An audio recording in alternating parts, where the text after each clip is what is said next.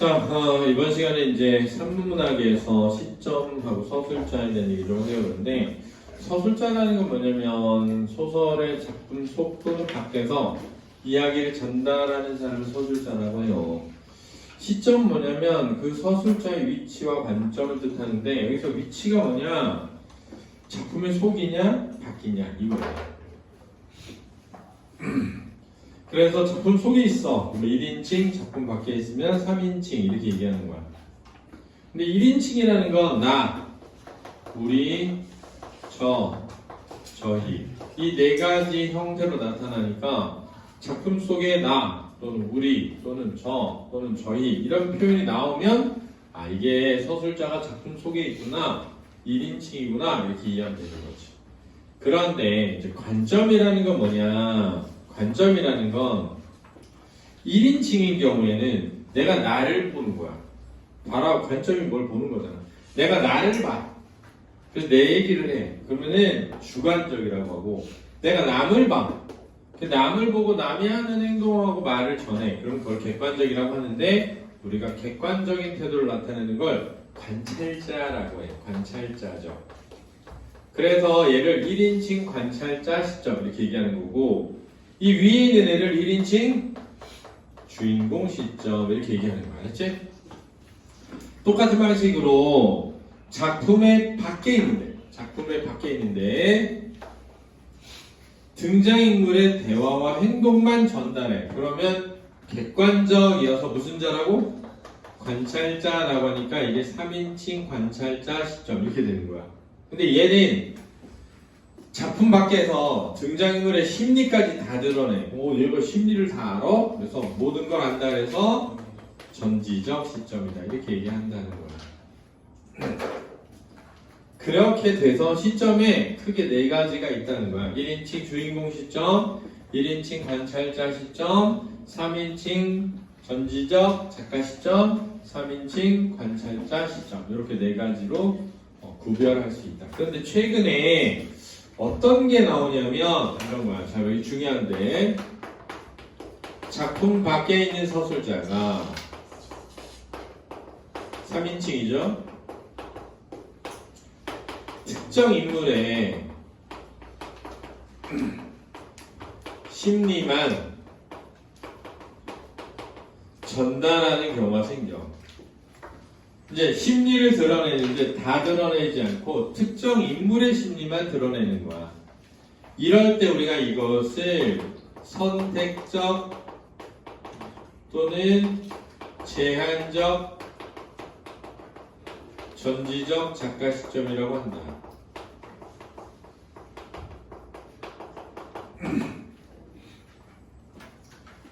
자, 요 말 알아두셔야 돼요. 작품 밖에 있는 서술자가 특정 인물의 심리만 드러내는 걸 선택적 전지적 작가 시점이라고 하는 거야.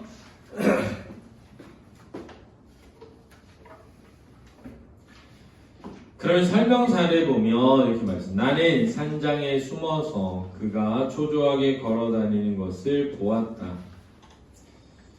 그는 돌연 자 이제 탈출의 순간이야 어서 일어나 하고 소리를 쳤다. 자, 일단 나가 나오니까 몇 인칭? 1인칭. 자, 내가 내 얘기를 하니 그를 관찰하니. 그를 관찰하고 있잖아, 그지? 1인칭 무슨 시점? 관찰자 시점 이렇게 되는 거야. 그 밑에 설명사례의 첫 번째 거 말하는 거야. 두 번째 보니까 이렇게 말했어. 그는 초조한 빛을 감추지 못하며 산장 안을 이리저리 걸어다녔다. 자 이제 탈출의 순간이야 일어나 하고 소리쳤다. 그녀는 그 소리를 들은 채 만취하며 기도만 했다. 그녀는 주먹을 쥐었다 폈다 하며 바깥에 경찰차 사이렌 소리가 넘어오는 것을 들었다. 자 지금 나가 없잖아. 몇 인칭? 3인칭이야. 그 다음에 그나 그녀의 심리가 드러나질 않지. 관찰자 시점 이러면 되겠다.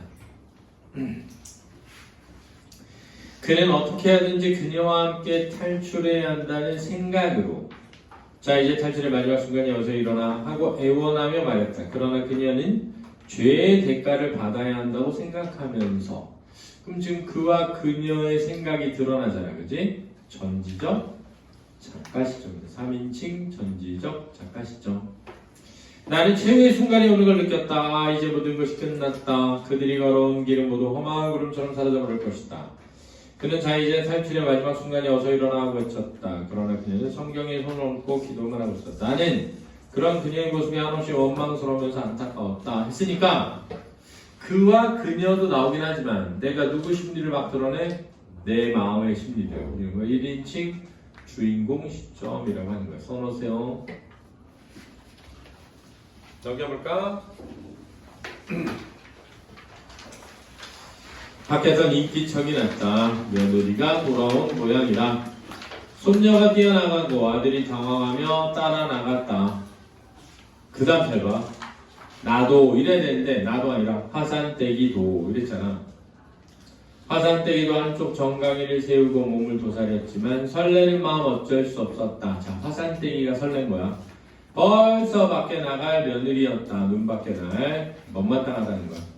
그러나 시어미로서 제법 잘못을 탓한다든가 하는 것은 지금 화산떼기 심정으로는 어림도 없었다.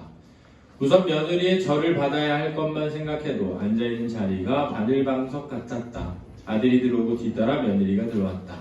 화산댁은 더욱 몸을 도사렸다. 며느리는 선체로 눈을 내리감으면서 아까는 어머니인 줄도 모르고 괜찮다. 화산댁이도 낯을 외셨다. 서로 욕하다 들킬 때처럼 민망하고 딱한 동안이었다. 한동안. 다행히 절은 하지 않았다. 이윽고 며느리가 부엌으로 나가자 화산댁은 한숨을 쉬었다. 자, 여기 있잖아. 나가 안 나오지. 그래서 작품박 서술자인데 화산댁의 심리만 집중적으로 드러나고 있거든. 이런 걸 뭐라고 한다고? 선택적, 전지적, 작가 시점. 이라고 하는 거야. 선택적, 전지적, 작가 시점. 자, 확인하기 문제 3개 풀어볼까요?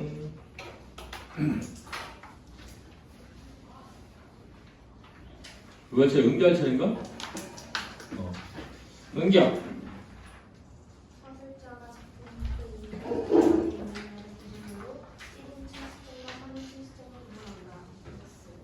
왜? 왜 X지? 밑에 X라고 써있어서? 그래? 빨리 풀어. 천천히 풀어. 네.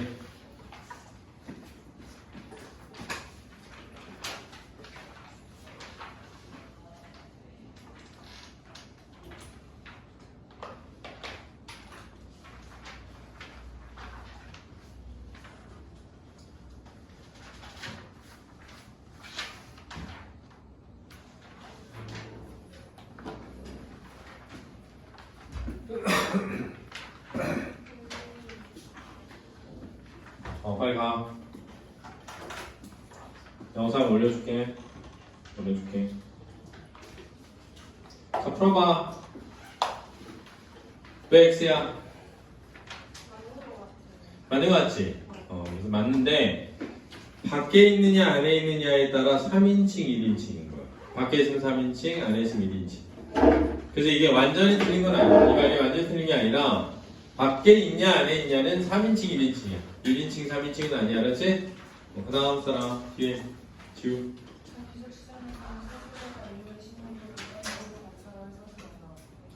객관적으로 그런 거라고? 관찰자 시점이야. 전지적 시점이 아니고. 그 다음 전 뭘 어디 있어? 세 번째 문제. 야, 민트 알려주죠.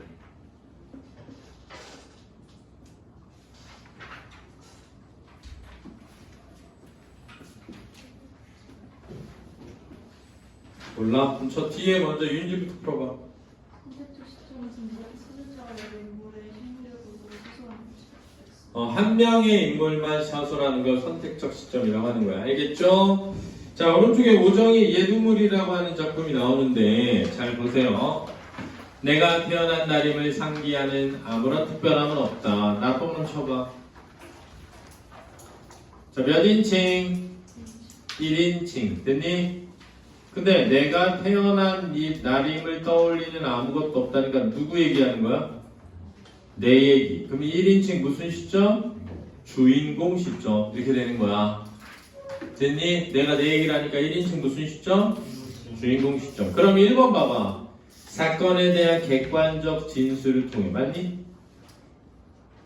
내가 자 여기 앞에 봐. 1인칭 주인공 시점은 객관적이야 주관적이야? 그래서 안 되는 거야. 이렇게 판단할 수 있어. 내가 알았지? 2번 이야기 내부 서술자. 자 이야기 내부 서술자 맞니? 작품 속이면 내부지. 몇 인칭? 1인칭. 자기 고백적 진술을 통해. 자기 고백이지? 내면을 제시한다. 맞는 거. 그렇다고요? 번 2번 이렇게 되는 겁니다. 알겠습니까? 넘겨서 숙제. 시점 변화.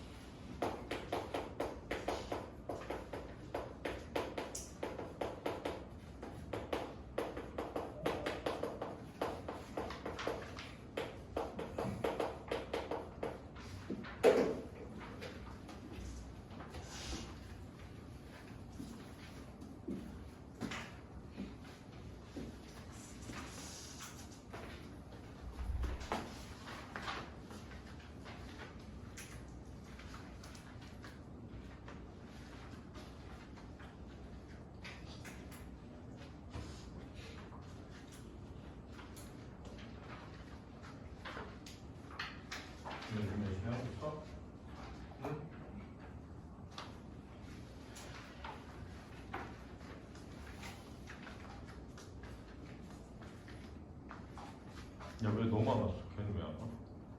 걔 모르. 누구야? 모르겠어. 이 작품이지.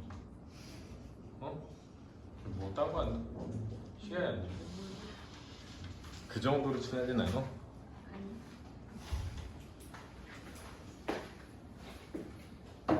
걔는 진짜 키도 많이 컸더라. 그치? 키 많이 컸던데. 내가 남자다고 그러던데. 잘생기시고.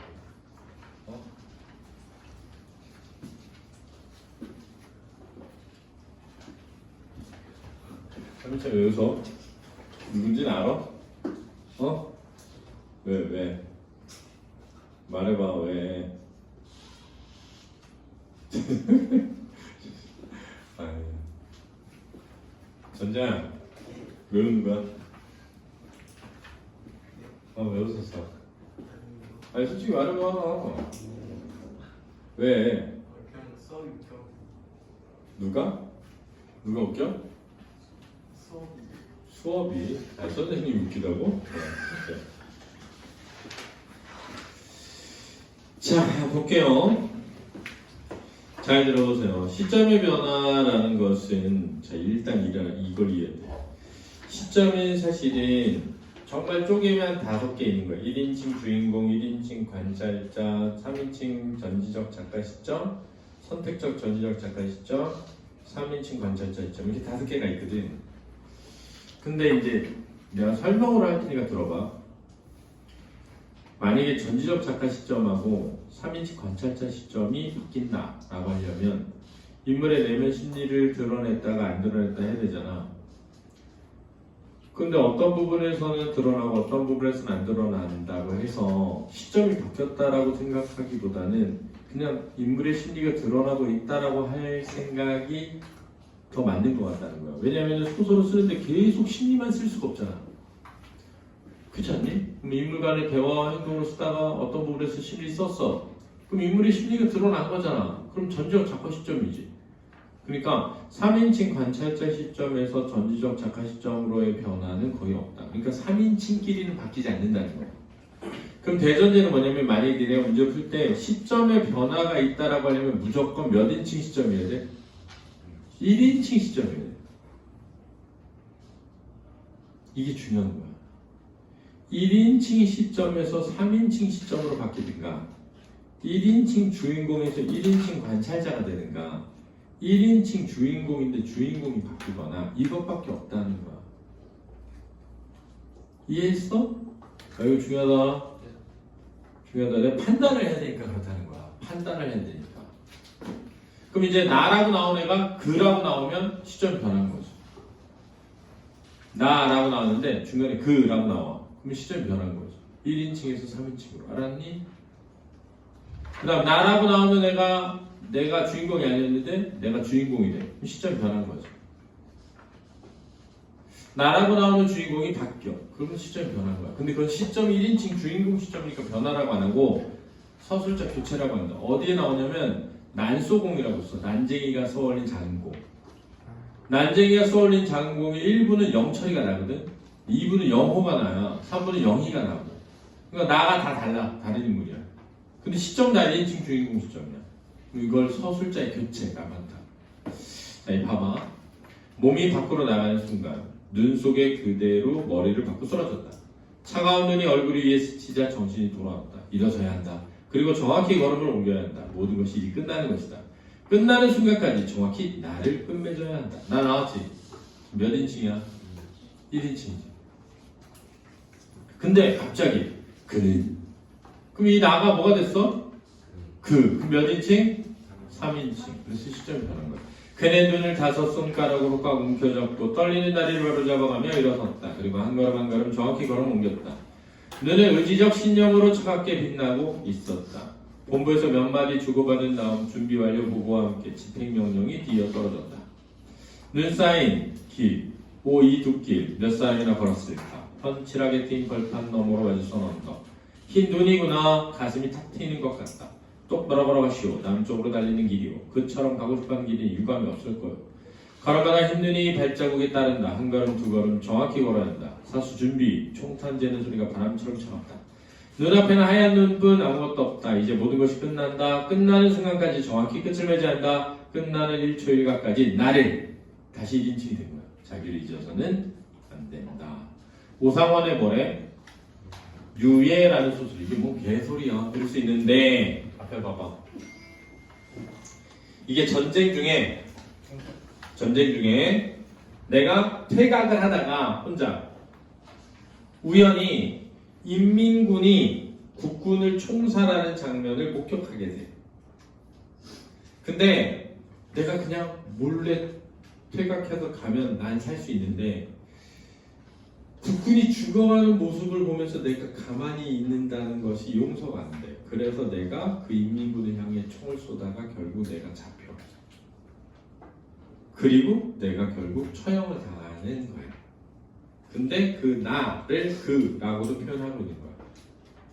근데 이게 뭘 다루는 거냐면 이런 거야. 잘 봐. 너네가 이런 생각을 할지 모르겠는데 예를 들면 우크라이나랑 러시아랑 전쟁을 해. 우리는 신문 기사로 그걸 보잖아.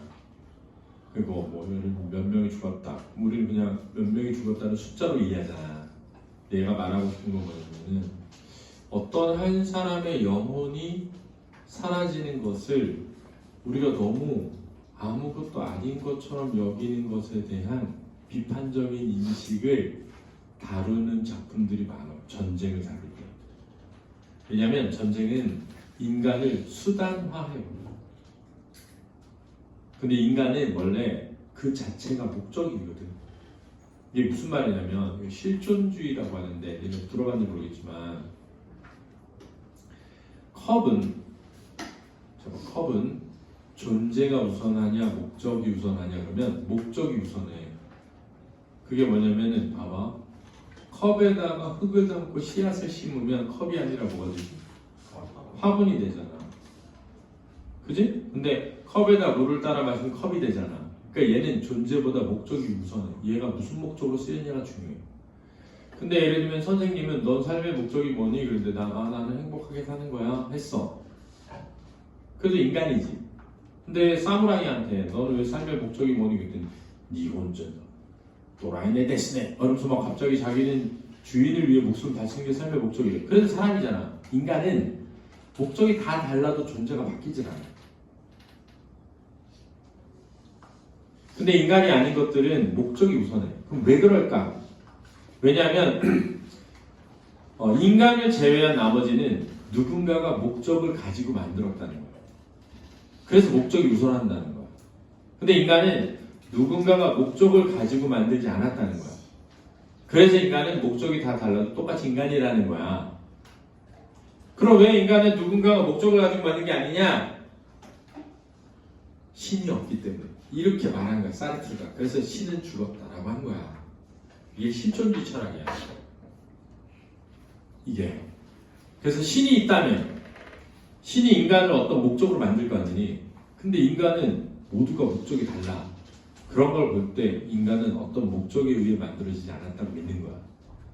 그러면 인간은 어떤 목적을 위한 수단이 될 수 없잖아. 근데 전쟁은 인간을 목적을 위한 뭘로 사용해? 수단으로 사용해서 인간의 존재를 부정한다고 여기는 거야. 그래서 전쟁을 반대해. 실존주의에서. 그래서 여기서도 보면 한 인간이 총살을 당하는데 정말 슬픈 거 뭐냐면 총살을 한 북한군들이 돌아가가지고 담배를 피우면서 손을 막 쬐면서 막 수다 떠. 지금 한 인간이 죽었는데. 근데 비정함을 드러내는 거야, 전쟁에. 이해되니? 그래서 이게 시점 변화가 일어났다라는 겁니다. 확인하기 문제 2개 풀어볼까? 내가 오늘 일찍 끝내주려고 하는데 일찍 안 끝나겠네.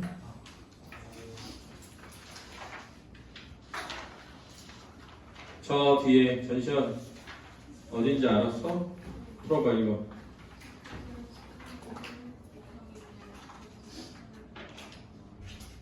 옵니다. 이거 좀 이따 설명 다시 할게요. 정근호.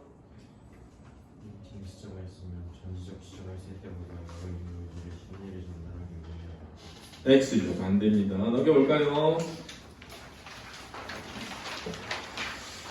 황석영의 가객이라고 하는 소설인데 잘 보세요. 사람을 못 견디게 하는 소리로구나. 저런 소리는 이 저자가 생긴 이래로 처음 들었다. 한 국조가 끝나자 사람들은 제각기 허리춤을 끄르고 돈을 내던졌다. 돈이 떨어지는 소리가 잦아질 때 나는 나 똥을 쳐봐. 몇 인칭? 1인칭. 샘과 선망으로 이를 악물었고 다음엔 저 신면 소리로 돈을 벌게 하는 검고를 박살내고 싶었다. 하나 더 해라. 이번엔 긴 걸 해봐라. 사람들이 제각기 아우성을 치는데 가객이라는 건 뭐냐면 연주하는 사람. 연주하는 사람은 고개를 가슴팍에 쳐박고 잠잠히 있었다. 그는 부지깽이처럼 길고 여인 손을 뻗쳐 무릎 근처에 흩어진 돌을 긁어 모아 제자리 밑에 쓸어 넣었다. 노래를 하나밖에 모르냐? 얼굴을 들고 해라. 안 보인다. 고개를 들어라. 내던진 미천을 뽑으려고 주변에 옹기종기 모여던진 사람은 비렁뱅이 가객의 얼굴을 보려고 자꾸 재촉했다. 고개를 쳐박고 있던 그가 작심했다는 듯 고개를 들었다. 그리고 자기 앞에 모인 사람들 한 바퀴 둘러봤다.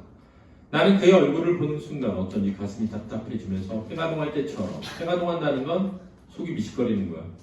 속이 뒤틀리고 구역질을 할 지경이었다. 왜? 너무 못생겨서야. 됐니? 중략 줄거리, 가객 수추는 연주하는 사람인 수추는 저작거리를 떠나 시작 강을 건너간 뒤 시냇가에서 음주를 완성했던 과거를 떠올린다. 그는 도저히 믿어지지 않았다. 그래서 그는 수추야. 근데 믿어지지 않았다라는 말은 내면 심리를 드러낸 거거든. 그래서 그 위에는 1인칭 시점인데 여기는 3인칭 시점이 된 거야. 됐니? 수추는 물을 마구 헤쳐놓고 다시 들여다보지만 음료를 완성한 자의 얼굴이 아니었다. 그는 그 얼굴을 미워했다. 따라서 시냇물도 미웠다.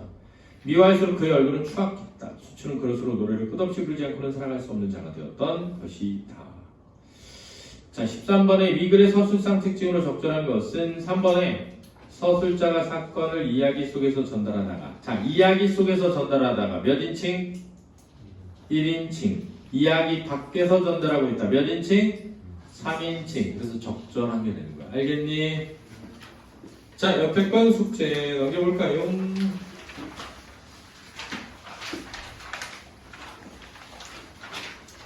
자, 요걸 해야 이제 이해가 되는데, 잘 봐.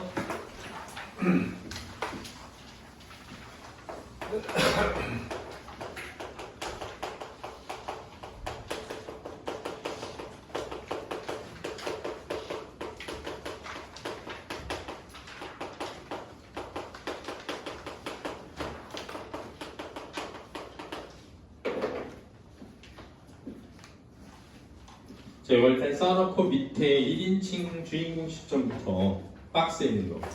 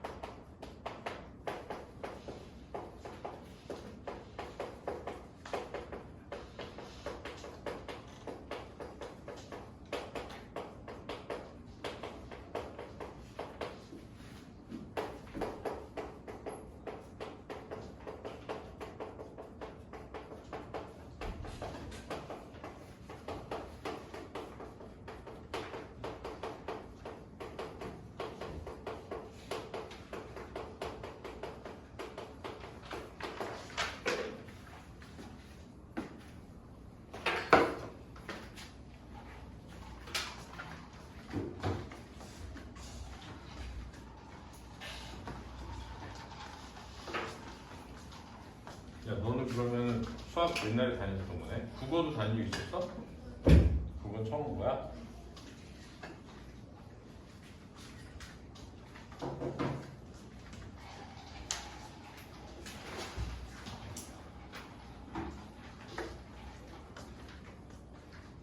야, 빨리 수학의 기술 탈출해서 와.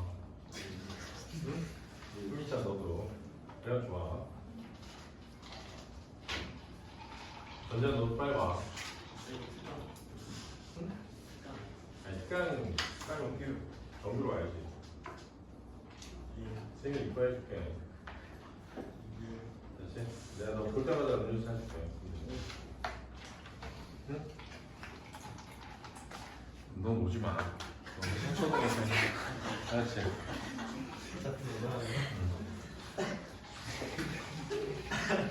여기 배우서. 여기 오다가 힘들어서 죽을 거. 그래 알아. 이 외우게 됐는지는 아냐? 우리 학원에? 모르지?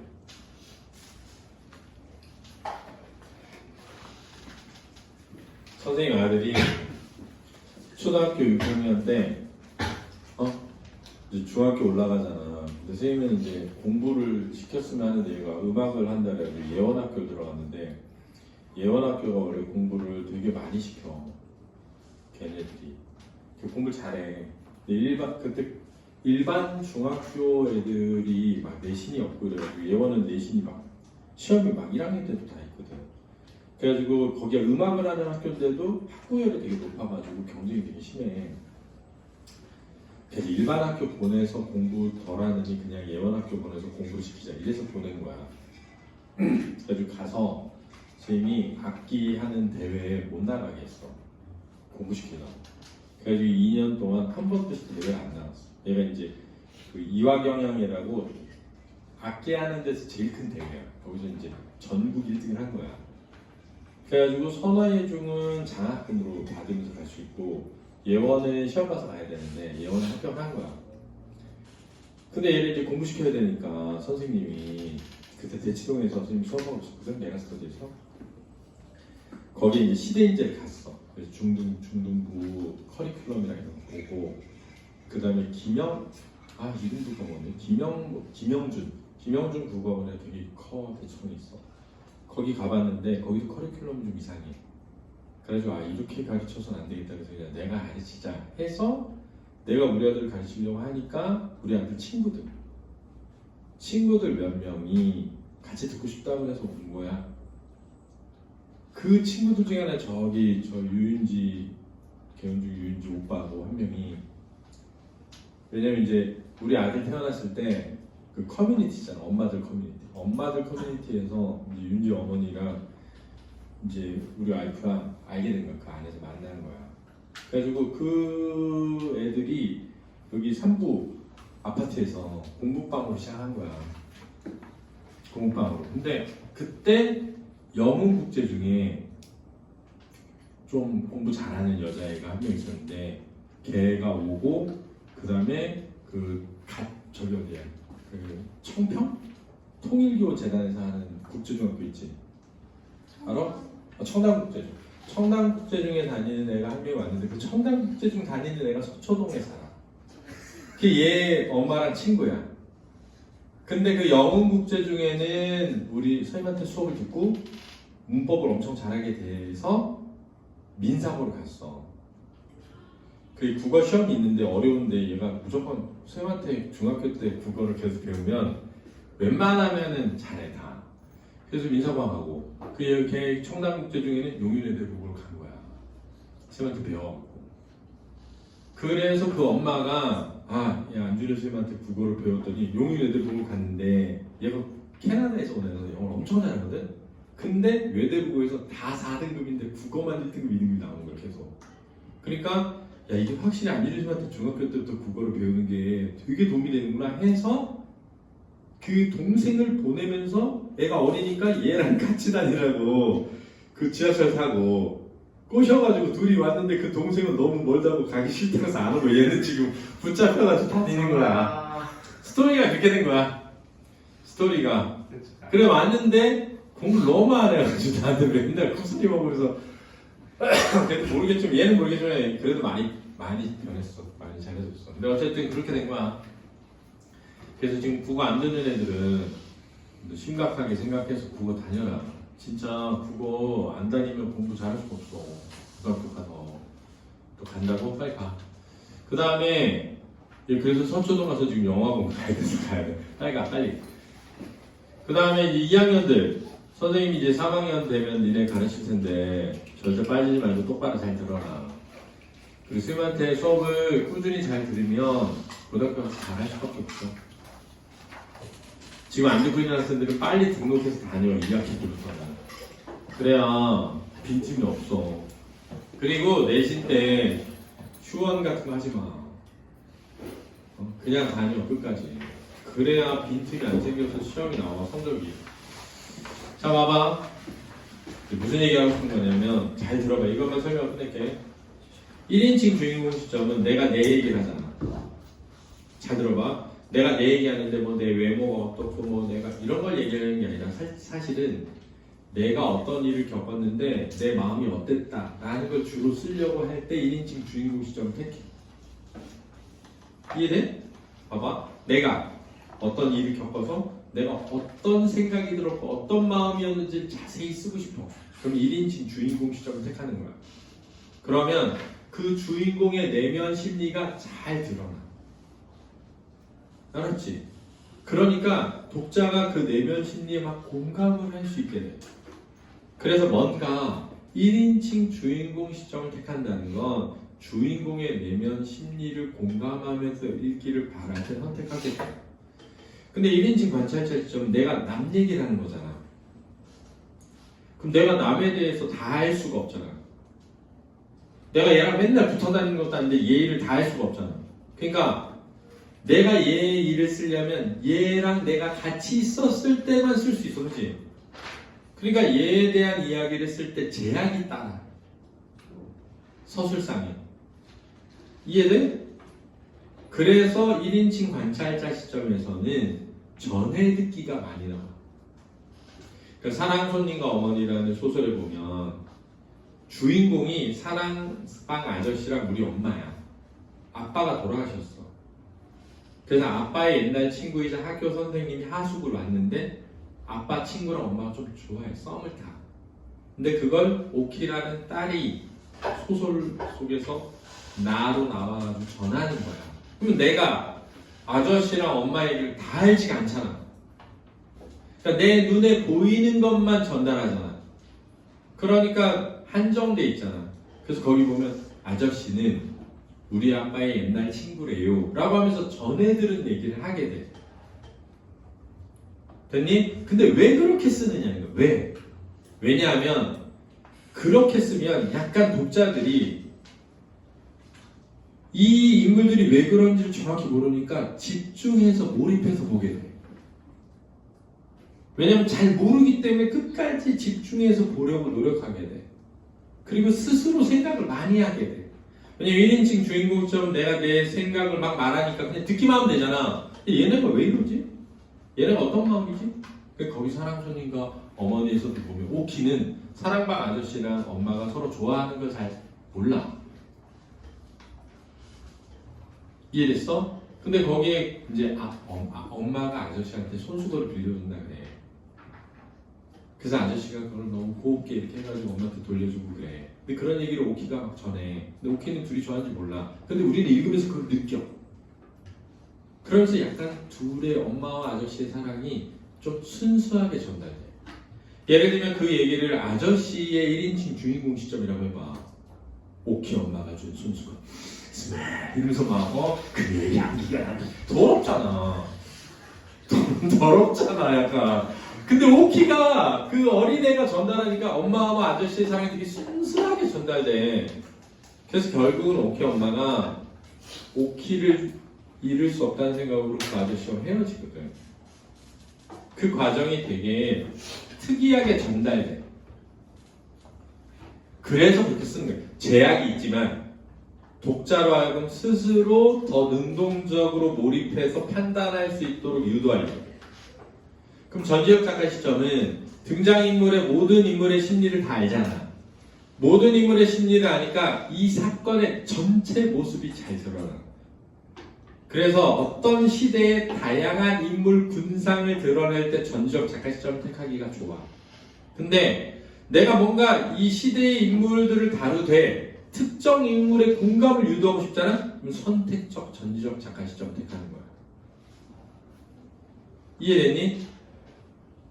그러면 내가 선택한 인물의 심리를 집중적으로 드러내니까 독자들이 전체를 보되 그 인물의 심리에 공감하게 되는 거야. 이런 시점별로 뭐가 있어서 특징이 있기 때문에 그런 시점을 택하는 거야. 알았니? 그러니까 너네는 시점만 보더라도 이 소설이 뭘 주로 전달하려고 하는지를 알 수 있어야 돼. 왜? 그게 시험에 나오기 때문에.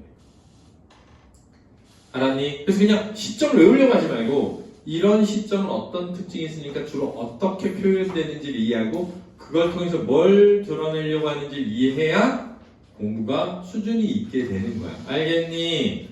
라는 말로 내가 오늘 니네 프린트 줬는데 다음 주에 안 가져오면 안 돼. 알았지? 둘 다 가져야 돼. 그렇다.